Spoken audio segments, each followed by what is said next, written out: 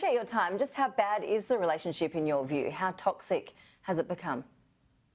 This would be the lowest ebb in Australia-China relations since formal diplomatic ties were established in 1973. And indeed, if you look out at this piece of propaganda that was issued yesterday, I cannot think of another international actor that would put this out from an official diplomatic source. It looked to me like a piece of Islamic State propaganda.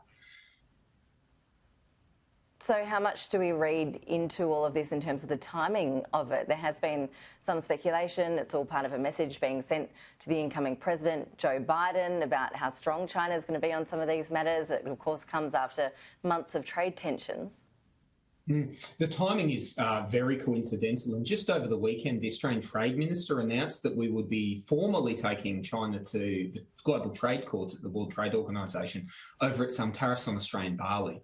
Now, that's a case that Australia has an eminently strong case and is very likely to win, with significant precedent for many of the other trade sanctions China's applied.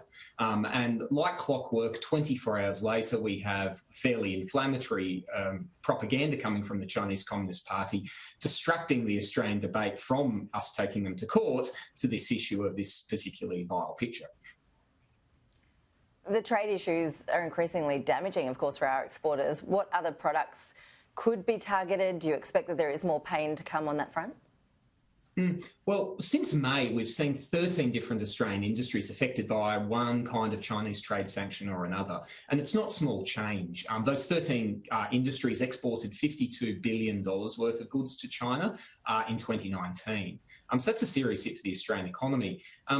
China's almost covered all the industries of significance. The only major things that haven't been affected have been iron ore and natural gas, which have been spared largely because China's heavy industry needs them as much as we need them. So they've almost worked their way to the bottom of the hit list by this point in the year.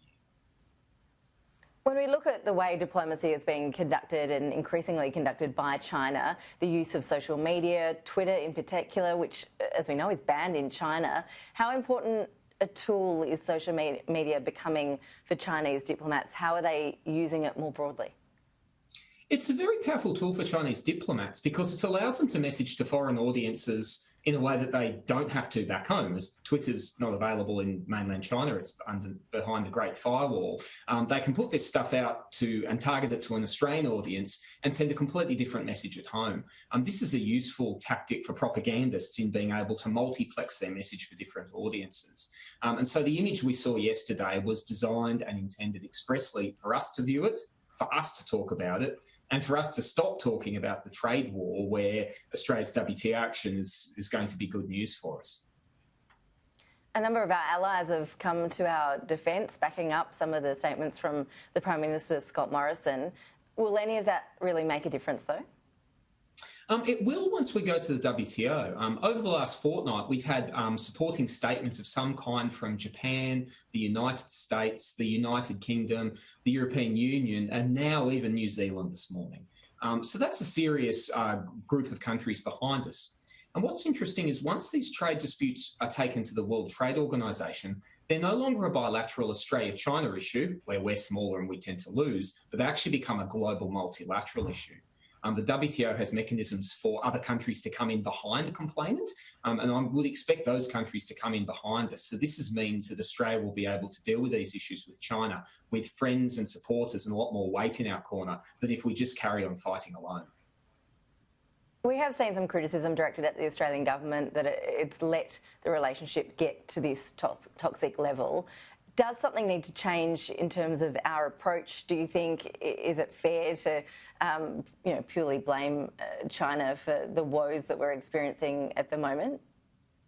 Look, there's an argument going around that Australia has used intemperate language with China this year. We were right to make criticisms of China's legal annexing of Hong Kong, but the way we said it, we didn't say it in the right way. We said it in a disrespectful way, and it was that disrespect that catalysed these kinds of sanctions.